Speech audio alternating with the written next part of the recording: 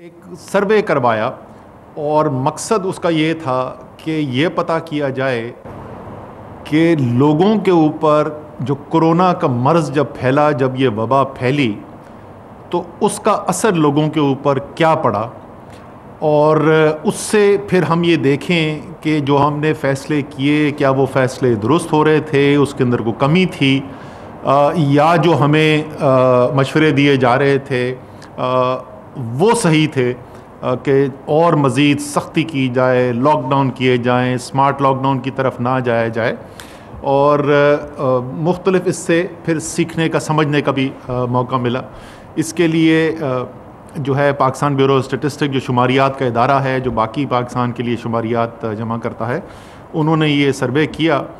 اور دوسرا حصہ میں آپ کو ایک دوبارہ اسی لیے کہ جو فیصلے کیے جاتے ہیں ان کے جو اثرات ہوتے ہیں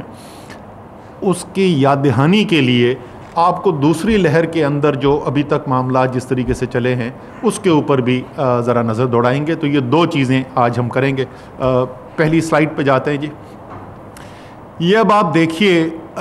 پاکستان میں تقریباً 5.5 کروڑ لوگ ہیں جو معاوضے کے عوض روزگار کے لیے کام کرتے ہیں۔ اس کے علاوہ ایک بہت بڑی تعداد ہے خواتین کی، جو گھریلو خواتین ہیں، جو مردوں سے زیادہ محنت کرتی ہیں، لیکن وہ معاوضے کی عوض نہیں ہوتا، تو اس لیے ان کا شمار یہاں پہ نہیں ہوتا۔ تو 5.5 کروڑ لوگ ہیں تقریباً جو معاوضے کے عوض روزگار حاصل کرنے کے لیے گھر سے نکلتے ہیں پاکستان میں۔ یہ جس وقت کرونا آیا اور وبا پھیلی اور اس وقت شروع میں فیصلہ کیا گیا کہ لاک ڈاؤن کیا جائے، اور زیادہ تر جو کاروباری سرگرمیاں تھیں اس کے اوپر بندشیں لگ گئیں، اور شروع میں تو زیادہ کئی صنعتوں کے اوپر بھی بندش لگی، ٹرانسپورٹ کے اوپر بندش لگی۔ اس کا اثر ہمیں کیا دیکھنے کے لیے نظر آیا؟ تقریباً 2 کروڑ سے زیادہ لوگ یہ کہتے ہیں کہ ان کی روزگار جو ہے وہ چھن گئی ان سے۔ یہ جو پیریڈ کور ہو رہا ہے اس میں اپریل سے جولائی ہے، لیکن یہ اس کا پیک ہے کہ اس عرصے کے اندر، اور ظاہر ہے کہ اپریل کے اندر سب سے زیادہ بندشیں تھیں، تو یہ اپریل کی آپ کو صورتحال کی آگاہی ہے۔ 2 کروڑ سے زیادہ لوگ جو روزگار کے لیے نکلتے ہیں گھر سے باہر، وہ 5.5 کروڑ میں سے 2 کروڑ لوگ جو ہے ان کی روزگار ختم ہوئی، اثر انداز ہوئی۔ اور ابھی آگے جا کے ہم آپ کو بتاتے ہیں کہ وہ کون لوگ تھے، وہ کس قسم کے لوگ تھے جن کے اوپر یہ اثر ہوا۔ لیکن اچھی بات یہ ہوئی کہ اس کے بعد جب یہ فیصلے کیے گئے، جب وزیر اعظم کی بالکل ایک واضح ہدایت تھی کہ ہم نے جو ہے وہ صحت کو بھی دیکھتے ہوئے فیصلے کرنے ہیں اور لوگوں کا روزگار دیکھتے ہوئے بھی فیصلے کرنے ہیں، بیکاز پاکستان کے اندر کیونکہ ایک بہت بڑی تعداد میں غریب یا سفید پوش لوگ رہتے ہیں جو اس لاک ڈاؤن کے متحمل نہیں ہو سکتے، اور اسی کی بنیاد پھر یہاں پر NCOC کے اندر کام کیا گیا۔ 27 مارچ کو NCOC بنی تھی، آپ کو بتا رہے ہیں کہ لیے 5 اپریل کو پورا آرگنائزیشن سٹرکچر جو کانٹیکٹ ٹریسنگ کا ہم نے کرنا ہے، جو ایک بہت اہم حصہ بنا اس جو ہماری اپروچ تھی ٹارگیٹڈ لاک ڈاؤنز کی، وہ کر دیا گیا تھا۔ پائلٹ پروجیکٹ جو ہے ہمارے ٹیسٹنگ، ٹریکنگ، کوارنٹین کا جو نظام بنا پورا، وہ 10 اپریل کو شروع ہو گیا تھا، یعنی 2 ہفتے صرف بننے کے بعد، اور 24 اپریل سے فل سکیل TTQ آپریشن پاکستان کے اندر کر دیا گیا تھا، اور اسی کی بنیاد کے اوپر technology based hotspot lockdown 12 مئی کے ہو گئے تھے۔ تو چند ہفتوں کے اندر ہی جو فیصلے ہوئے، اور اس کی وجہ سے ہم بندشیں ہٹاتے چلے گئے، اور ملک کے مختلف جو کاروباری سرگرمیاں ہیں، مختلف سیکٹرز ہیں، ان کو کھولتے چلے گئے۔ اس کا نتیجہ آپ یہاں پر دیکھ رہے ہیں، جس کو اکنامکس کی اصطلاح کے اندر وی شیپڈ ریکوری کہتے ہیں۔ یہ اب لوگ گواہی دے رہے ہیں کہ واقعی میں وہ وی شیپڈ ریکوری ہوئی، اور تقریباً تمام لوگ جو ہے وہ اکتوبر تک واپس آ چکے تھے روزگار میں، اور اس کے بعد ہمیں پتہ ہے کہ نومبر کے مہینے کے اندر، دسمبر کے مہینے کے اندر کنسٹرکشن کی بھی ایکٹیویٹیز میں تیزی سے اضافہ ہوا ہے۔ لارج اسکیل مینوفیکچرنگ جو ہے، جو بڑی صنعتیں ہیں، ان کی رفتار، ترقی کی رفتار میں تیزی آئی ہے۔ تو امید یہ ہے کہ جب ڈیٹا آئے گا تو آپ کو نظر آئے گا کہ وہ تمام لوگ جو ہیں ایبزارب ہو گئے۔ اور اس کا مقابلہ کریں ہمارے جو ہم نے دیکھا اپنے خطے کے اندر، ہمارے ہمسایہ ملک بھارت کے اندر کروڑوں لوگ بے روزگار، اور کس کسمہ پرسی اور کس مشکل سے وہ انہوں نے اپنی زندگی گزاری، اور دنیا کے طاقتور ترین امیر ترین ملکوں کے اندر ہم نے یہی دیکھا کہ کروڑوں لوگ جو ہیں وہ اپنی نوکریوں سے ہاتھ دھو بیٹھے. اور اسی لیے لارنس سمرز جو ہیں انہوں نے، لیری سمرز جو براک اوباما کے چیف اکنامک ایڈوائزر ہوتے تھے، انہوں نے کہا کہ اگر امریکہ جو ہے وہ پاکستان کی طرح کرونا کی وبا کے ساتھ مقابلہ کرنے میں کامیاب ہوتا تو امریکہ کے 10 کھرب روپے کے نقصان سے بچ سکتا تھا. آگے ہم چلتے ہیں جی. اس سے یہ کون لوگ تھے؟ 2 کروڑ لوگ تھے کون؟ کیا یہ وہ لوگ تھے جو متحمل ہو سکتے تھے اس مشکل وقت میں گزرنے کی؟ تقریباً اس میں سے 29% لوگ تو دہاڑی دار لوگ تھے جو نوکری کرتے ہیں، لیکن نوکری ان کی ایسی ہوتی ہے کہ اس دن وہ کام پر آتے ہیں تو ان کو پیسہ ملتا ہے. اس کے علاوہ جو خود کام کرتے ہیں، کوئی ٹھیلا لگاتا ہے، کسی کی چھوٹے سا کھوکا ہے، ایسے لوگ جو زراعت کے باہر جو خود کام کرتے ہیں اور یا غربت میں غریب لوگوں میں شمار ہوتا ہے، یہ متوسط طبقے کے اندر تقریباً 30% وہ تھے. یعنی 2/3 سے زیادہ تو یہ وہ لوگ بنے جو دہاڑی دار لوگ ہیں، جو اس دن اگر ان کا کاروبار نہیں ہو تو ان کو کچھ مل نہیں سکتا. اور یہی وجہ تھی، یہی ہم اور وزیر اعظم بار بار جس بات کے دہراتے تھے کہ ہم اس بات کے متحمل نہیں ہو سکتے تھے کہ ہم مکمل طور پر اس بات کو نظر انداز کر کے سب کچھ بند کر دیں. اور بار بار جو لاک ڈاؤن کی ہمارے پاس صدائیں آتی تھی کہ ہمیں کرنا چاہیے، وہ لوگ تھے جو سب سے کم متحمل ہو سکتے ہیں اس مشکل کے لیے، اور کتنی بڑی مشکل سے وہ دوچار ہوئے اور اس کا اثر کیا ہوا وہ ہم آپ کو آگے دکھاتے ہیں. آگے آ جائیے. اچھا، یہ ہیں وہ کون سے سیکٹرز تھے جہاں پر یہ لوگ ہوا. تو مکمل اگر 100 لوگ جو ہیں، جو 2 کروڑ لوگ ہوئے تھے، اس کو اگر میں کہوں کہ 100 لوگ تھے تو اس میں سے یہ کون سے سیکٹرز تھے جہاں سے لوگوں کے روزگار میں نقصان ہوا اور ان کی روزگار بند ہوا. اس میں تقریباً 1/4 جو ہیں وہ صنعت سے تعلق رکھتے تھے،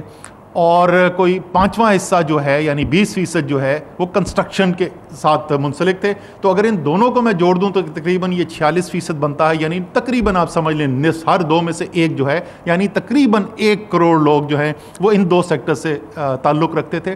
اور اسی لیے اگر آپ کو یاد ہو، جب ہم فیصلے کرے تھے سب سے پہلے ہم نے جو 2 سیکٹر کھولے وہ صنعتیں تھیں اور وہ یہ کنسٹرکشن کا سیکٹر تھا. اور سب سے زیادہ لوگوں کو مشکل نظر آ رہی تھی ہمیں، سب سے پہلے ہم نے ان سیکٹرز کو کھولا، اور اسی لیے وہ آپ کو نظر آیا 18 سے ہوا ان کا روزگار. آگے چلیں جی. یہ تو وہ تھے کہ جو اگر 2 کروڑ لوگ میں سے کتنے فیصد کس سیکٹر سے تھے. اب اگر ہر سیکٹر کو ہم اٹھا کے دیکھیں تو یہاں پہ آپ کو نظر آ سکتا ہے کہ کنسٹرکشن کے اندر تقریباً 80% وہ، اور یہ دہاڑی کے مزدور وہ روزانہ مزدوری کرتے ہیں، ان میں سے 80% کا روزگار بند ہو گیا. یہ کنسٹرکشن فوری طور پر کھولنے کا فیصلہ نہ کیا جاتا اور وزیر اعظم کی طرف سے اتنی زیادہ اس کی طرف توجہ نہ دی جاتی تو آپ سوچیں کہ ہر 5 میں سے 4 کنسٹرکشن کے اندر محنت کرنے والا، مزدوری کرنے والا، وہ اپنا روزگار کھو بیٹھا تھا. اسی طریقے سے صنعتوں کے اندر 72% لوگ تھے جن کا روزگار کھو گیا تھا. یعنی ہر 4 میں سے 3 جو ہیں وہ بے روزگار ہو گئے. اسی طریقے سے ٹرانسپورٹ کا نظام، مجھے یاد ہے اسی کمرے کے اندر بیٹھ کے ہماری بڑی صوبوں سے اس کے اوپر بھی بحث ہوئی. جب ہم ٹرانسپورٹ کھول رہے تھے تو اس کے اوپر بہت اعتراض کیا جا رہا تھا. 67% لوگ جو ٹرانسپورٹ کے اندر ملازمت کرتے ہیں، یعنی ہر 3 میں سے 2 ان کی ملازمت ختم ہو گئی تھی. یہ وہ سیکٹرز تھے اور اسی لیے ان کو کھولنا ضروری تھا اور ان کو تکلیف سے بچانے کے لیے. آگے چلے جی. جو ہے شاید سب سے اہم چیز ہے کہ اس کو اگر آپ دیکھیں کہ اثر ان پہ پھر ہوا کیا. جب ان کی روزگار بند ہوا تو اس پہ ان کی زندگی کے اندر کیا اثر پڑا. 54% لوگ کہتے ہیں کہ انہوں نے کھانے پینے کی اشیاء کے علاوہ جو دوسری چیزیں ہیں ان کی خریداری کم کر دی. یہ تو منطقی ہے اور یہ لوگ سمجھتے بھی ہوں گے، لیکن اگلی 2-3 چیزیں دیکھیں جی. 50% لوگ یہ کہتے ہیں، یعنی ہر 2 میں سے 1 شخص یہ کہہ رہا ہے کہ یا اس نے نسبتاً سستی چیز کھانے کی خریدنی شروع کر دی، اور یا اس نے کم خریدنا شروع کر دیا. اس کے کھانے پینے کی اشیاء جو استعمال کرے تھے وہ کمی اس میں کر لی. یہ اس چند ہفتوں کی بات ہے. اور اگر آپ کو یاد ہو، یہ وہ عرصہ ہے جس وقت لوگ جو ہیں مخیر حضرات جو ہیں وہ جا رہے تھے علاقوں کے اندر اور وہ کوشش کر رہے تھے کہ وہاں پہ کھانے پینے کا سامان پہنچایا جا سکے، اور اس صورتحال کے اندر گاڑیوں کے اوپر لوگ کس طریقے سے جمع ہو جاتے تھے، وہ آپ کو یہاں پر نظر آ رہا ہے۔ لوگ خود گواہی دے رہے ہیں کہ کس طریقے سے ان کے اوپر کتنی سختی ان کو جھیلنی پڑی۔ پھر ایک اور چیز آپ میں سے چند لوگوں کو شاید یاد ہو، میں بار بار جب ان فیصلوں کی بات کرتا تھا تو میں یہ کہتا تھا کہ یہ جو کہتے ہیں کہ بھوک سے مرتا کوئی نہیں ہے پاکستان میں، تو وہ شاید بھوک سے تو نہیں مر رہا، لیکن وہ اپنا گزارا کرنے کے لیے اپنی ساری زندگی کی جمع پونجی استعمال کر رہا ہے۔ وہ اگر اپنی بیٹی کے جہیز کے لیے پیسے بچا رہا تھا تو اب وہ اس پیسے کو بچانے کے بجائے، اس جہیز کے پیسے کو بچانے کے بجائے وہ اب زندگی اپنے سروائیو کرنے کے لیے، گزارا کرنے کے لیے اس کو استعمال کرنا پڑ رہا ہے۔ اگر وہ کسی چھوٹا کاروبار لگانا تھا، کوئی ٹھیلا اس نے لگانا تھا یا چھوٹا کھوکا کھولنا تھا، وہ اس کے لیے پیسے بچا رہا تھا، اس کو اس وقت یہ پیسے جو ہیں اگر اس کا روزگار بند ہو گیا اس کو استعمال کرنے پڑیں گے۔ اور یہاں پہ آپ کو وہی نظر آ رہا ہے کہ 47% لوگ ہیں ان میں سے جنہوں نے یہ کہا کہ ان کو اپنی جمع پونجی جو ہے وہ یا استعمال کرنی پڑی یا چھوٹا موٹا ان کے پاس اگر کوئی اثاثہ تھا، کوئی موٹر سائیکل تھی، کوئی اور چیز چھوٹی تھی تو اس کو ان کو بیچنا پڑ گیا۔ 30% لوگوں نے اپنے رشتہ داروں اور دوستوں سے قرضہ لے کر گزارا کیا۔ یہ آپ کو بتاتا ہے کہ کتنی تکلیف کے اندر یہ لوگ تھے، اور اگر بر وقت فیصلے نہ کیے جاتے تو ان کے ساتھ کتنی آگے مشکلات میں اضافہ ہو سکتا تھا۔ اور میرے خیال میں یہ خوش قسمتی تھی پاکستان کی کہ پاکستان کے وزیر اعظم نے پہلے دن سے، جس دن پہلی ہماری میٹنگ ہوئی اس دن سے انہوں نے ہمیں کہا کہ بالکل جس وقت ساری دنیا میں کوئی بات ہی نہیں کرتا تھا، صرف ساری دنیا میں بات یہ ہوتی تھی کہ کس طریقے سے ہم نے سارا لاک ڈاؤن کر دینا ہے، کس طریقے سے سارے ہیلتھ کے نظام کی طرف توجہ دینی ہے، انہوں نے کہا کہ نہیں، آپ کی ذمہ داری ایک نہیں 2 چیزیں ہیں۔ آپ نے لوگوں کی جان کی بھی حفاظت کے لیے کام کرنا ہے اور آپ نے لوگوں کے روزگار بحال کرنے کے لیے بھی کام کرنا ہے، اور اسی لیے پورا جیسے میں نے بتایا فوری طور پہ کس طریقے سے فیصلے کیے گئے، کس طریقے سے پورا نظام بنایا گیا، اور الحمدللہ اس کا نتیجہ یہ نکلا کہ چاہے وہ ورلڈ ہیلتھ آرگنائزیشن ہو، وہ ورلڈ اکنامک فورم ہو، چاہے وہ بل گیٹس ہوں، چاہے وہ یونائٹڈ نیشنز جنرل اسمبلی کے صدر ہوں، تمام لوگوں نے، دنیا نے تعریف کی پاکستان کی، اور پاکستان کی قوم نے پورا مل کے جس طریقے سے پھر اس وبا کے پھیلاؤ کو روکنے کے لیے ذمہ داری سے اپنے فیصلے کیے، اس کا نتیجہ بھی ہمیں دیکھنے کو ملا۔ اب دوسرے حصے کی طرف چلتے ہیں۔ میں دوبارہ، کیونکہ کچھ لوگ وہ جیسے وبا کے ساتھ زندگی گزارتے ہوئے لوگوں کو عادت ہو گئی ہے تو اب لوگ بھولنا شروع ہو گئے ہیں، اور کچھ ایسی دماغ میں آتا جا رہا ہے کہ ہم جو مرضی کریں اس سے فرق کوئی نہیں پڑتا۔ آج کل اگر آپ دیکھیں اس وقت برطانیہ، امریکہ، ایسے ملکوں کے اندر کیا ہو رہا ہے، وہاں پر جتنی آج کیسز ہو رہے ہیں، جتنے آج ہم بات ہو رہے ہیں، وہ پورے 2020 میں کسی وقت میں نہیں ہوئے۔ جو پہلی لہر تھی اس سے کہیں زیادہ اس وقت ہم بات ہو رہی ہیں ان ممالک کے اندر۔ تو یہ دکھاتا ہے کہ جب آپ صحیح فیصلے نہ کر سکیں اور صحیح طریقے سے قابو نہ پا سکیں، کس طریقے سے یہ وبا واپس آ کر آپ کو نقصان پہنچا سکتی ہے۔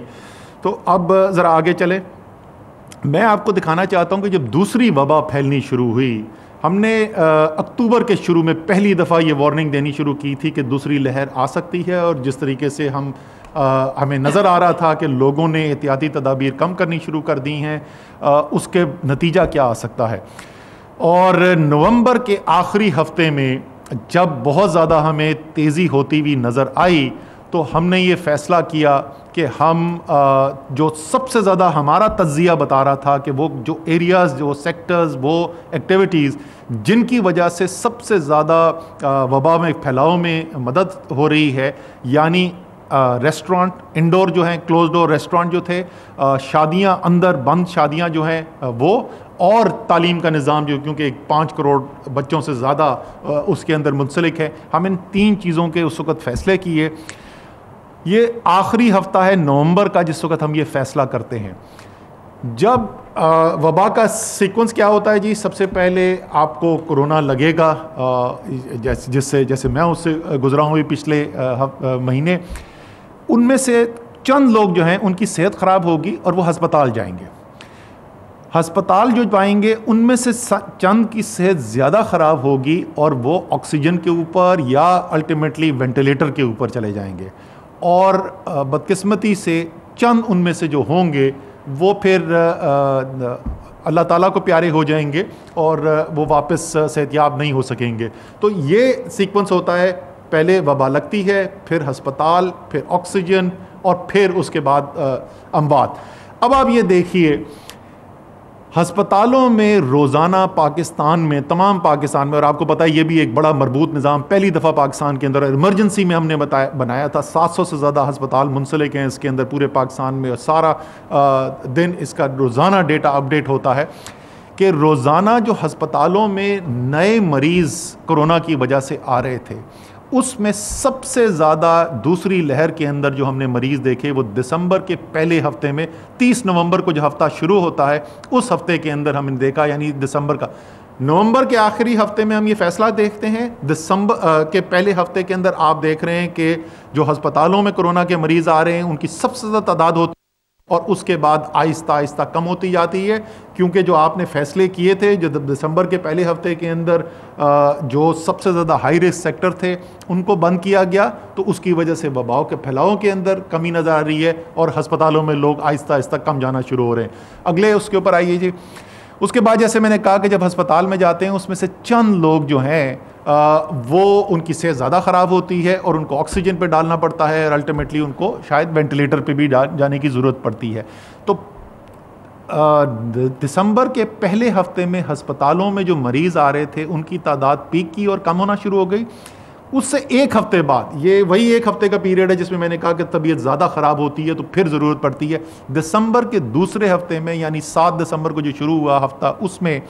سب سے زیادہ لوگ پاکستان میں کرونا کے مریض آکسیجن کے اوپر دوسری لہر کے اندر پائے گئے، اور 2511 اوسطاً مریض تھے اس ہفتے کے اندر، اور اس میں سے وینٹیلیٹر کے 353 مریض تھے جو سب سے زیادہ مریض اس ہفتے کے اندر اوسطاً وینٹیلیٹر کے اوپر تھے. اور اس کے بعد اگلے ہفتے سے اس کے اندر آپ کو کمی آتی نظر آ رہی ہے، اور وہ پچھلے ہفتے کے اندر یہ اوسط جو ہے وہ 2511 سے کم ہو کے 2255 پہ آ گئی. اس سے آگے چلتے ہیں جی، اور یہ ہیں اموات. دوسری لہر کے اندر دوبارہ میں دہراؤں گا، نومبر کے آخری ہفتے میں ہم فیصلے کرتے ہیں بندشوں کے، دسمبر کے پہلے ہفتے میں آپ دیکھ رہے ہیں کہ مریضوں کی جو آمد ہے ہسپتال میں کرونا کی وجہ سے وہ پیک کرتی ہے، اور اس کے بعد اس میں کمی آنی شروع ہو جاتی ہے. دوسرے ہفتے میں آکسیجن پیک کرتی ہے، پھر اس میں کمی آنی شروع کرتی ہے، اور تیسرے ہفتے کے اندر آپ دیکھتے ہیں کہ آپ کی جو اموات ہو رہی ہیں کرونا کی وجہ سے وہ پیک کرتی ہیں، اور اس کے بعد اس کے اندر آپ کو کمی آنی شروع ہو جاتی ہے. اس سے واضح صاف نظر آ رہا ہے کہ جو فیصلے کیے جاتے ہیں، جو لوگوں کا رویہ ہوتا ہے، براہ راست اس کے نتیجے کے اندر پھر ہمیں اثرات نظر آتے ہیں. اس لیے میں آپ سے تمام لوگوں سے اپیل کروں گا کہ آگے بھی احتیاط جاری رکھیں. آپ کو پتہ ہے کہ حکومت جو ہے وہ ویکسین حاصل کرنے کے لیے تیزی سے فیصلے کر رہی ہے. ہم نے کابینہ کی اپروول بھی مل گئی تھی، چائنیز جو کمپنی ہے سائنو فارم، ان کے ساتھ بات چیت بھی شروع ہو گئی ہے، اور انشاءاللہ تعالی جلد ہم آپ کو اس سلسلے میں اچھی خبر بھی دیں گے کہ وہ جو ہمارے ڈاکٹرز، پیرامیڈکس، نرسز، جو ہمارا ہاسپٹل کا صحت کے نظام کا عملہ ہے جو ڈیل کرتا ہے کرونا کے مریضوں کے ساتھ، ان کے لیے کم سے کم جو ہے وہ جلد سے جلد ویکسین آ جائیں گی، اور اس کے بعد تیزی سے آپ دیکھیں گے دوسروں کے لیے بھی. لیکن یہ سب کچھ ہونے میں ٹائم لگے گا، اور یہی وجہ ہے کہ آج بھی یورپ ہو یا امریکہ ہو، وہاں پہ بے تحاشا بندشیں لگی ہوئی ہیں. جن کے پاس اربوں ڈالر ہیں ویکسینز خریدنے کے لیے، وہ بھی ابھی تک احتیاط کر رہے ہیں اور اس کی باوجود مشکلات میں ہیں. تو آپ سب سے یہ اپیل ہے کہ تھوڑا سا اور عرصہ رہ گیا ہے. اللہ تعالیٰ نے بہت کرم کیا ہے، حکومت نے بروقت اچھے فیصلے کیے ہیں، عوام نے مدد کی ہے، میڈیا نے ایک بہت بڑا کردار ادا کیا ہے اس پیغام کو عوام تک پہنچانے کے لیے. یہ اللہ تعالیٰ کے فضل سے جو کامیابی حاصل ہوئی ہے اور بہتری ہم نے دیکھی ہے، اس کے اوپر اب ہم نے آخری وقت میں یہ نہیں ہونا چاہیے کہ ہم بے احتیاطی شروع کر دیں، اور ہم خدا نہ خواستہ جیسے دوسرے چند ممالک ہیں جہاں پہ ہم نے تیزی سے وبا کا دوسرا، کچھ ملکوں میں تیسری لہر بھی ہم نے دیکھی ہے، ہمیں اس سے بچنا ہے. اللہ تعالیٰ آپ سب کا حامی و ناصر ہو. بہت بہت شکریہ.